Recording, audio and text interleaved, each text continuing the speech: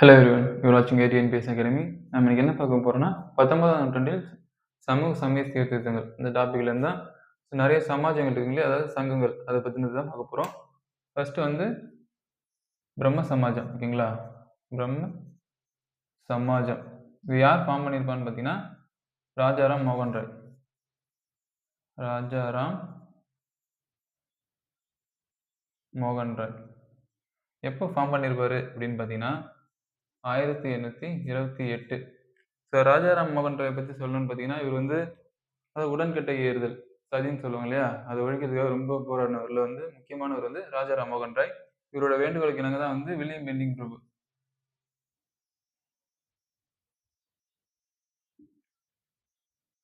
William Bentinck பிரபு 1829 வந்து சதி, அதாவது உடன்கட்டை, அது வந்து சதி ஒழிப்பு சட்டத்தை வந்து கொண்டு வந்திருப்பாரு. யாராலனா ராஜாராம் மோகன் ராயோட பெரும் முயற்சினால தான் இந்த சட்டம் வந்து 1829 கொண்டு வந்திருப்பாங்க.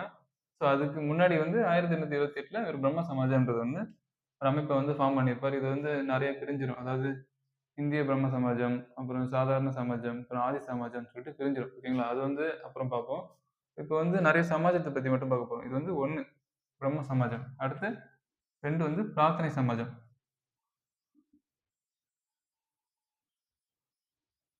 பிரார்த்தனை சமாஜம் இது எப்போ ஃபார்ம் பண்ணியிருப்பாங்கன்னா 1867. ஓகேங்களா? 1867 ஃபார்ம் பண்ணப்படுது பிரார்த்தனை சமாஜம். யாருன்னா ஆத்மராம் பாண்டுரங். ஓகேங்களா?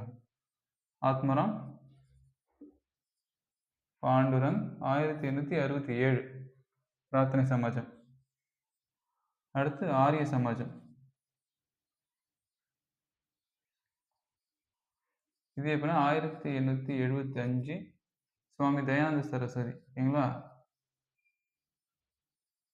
சுவாமி தயானந்த சரஸ்வதி அவர் ஃபார்ம் பண்ணது ஆரிய சமாஜம். ஓகேங்களா? ஸோ அடுத்து வந்து 4 என்னன்னு பார்த்தீங்கன்னா ஓகேங்களா, பிரம்ம சமாஜம், பிரார்த்தனை சமாஜம், ஆரிய சமாஜம், ராமகிருஷ்ண மிஷன். ஓகேங்களா?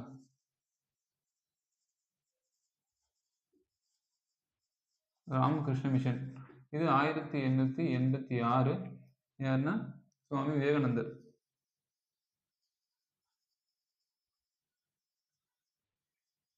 அதாவது நரேந்திரநாத் தத்தான்னு சொல்லுவாங்க இல்லையா, அவரோட இயற்பெயர் வந்து நரேந்திரநாத் தத்தா. சுவாமி விவேகானந்தர் அவர் தான் வந்து ஃபார்ம் பண்ணுவார். ஸோ அதுக்கடுத்து 5 இங்கே எழுதுறேன். ஓகேங்களா? 5 என்னன்னு பார்த்தீங்கன்னா பிரம்ம ஞான சபை. பிரம்ம ஞான சபை இது எப்பன்னு பார்த்தீங்கன்னா, ஸோ இது எப்போ சொன்னால் 1886. இது வந்து 1875.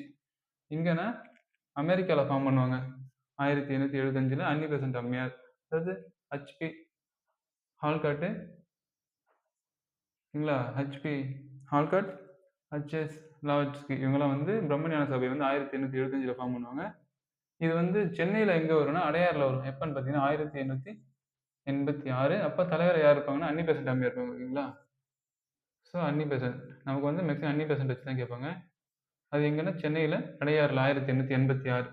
என்னன்னு பார்த்தீங்கன்னா பிரம்ம ஞான சபை. ஓகேங்களா? இதுதான் ஆக்சுவலாக வந்து சமூக சமய சீர்திருத்தத்தில் ஆரம்பித்த சபைகள். ஓகேங்களா? ஸோ இது இல்லாமல் நிறைய டீட்டெயில்டாக இருக்குது. பிரம்ம சமாஜத்தில் பார்த்தீங்கன்னா ரொம்ப டீட்டெயில்டாக வரும். ஸோ ஒவ்வொரு சமாஜத்தை யார் ஃபார்ம் பண்ணாங்க, எதுக்காக ஃபார்ம் பண்ணாங்க, அதில் என்னென்ன நடந்துச்சு, ஸோ அதை பற்றின வீடியோ வந்து அப்கமிங்கில் சொல்லுவோம். ஸோ ஆக்சுவலாக இதை மட்டும் பார்த்துங்க. ஓகேங்களா?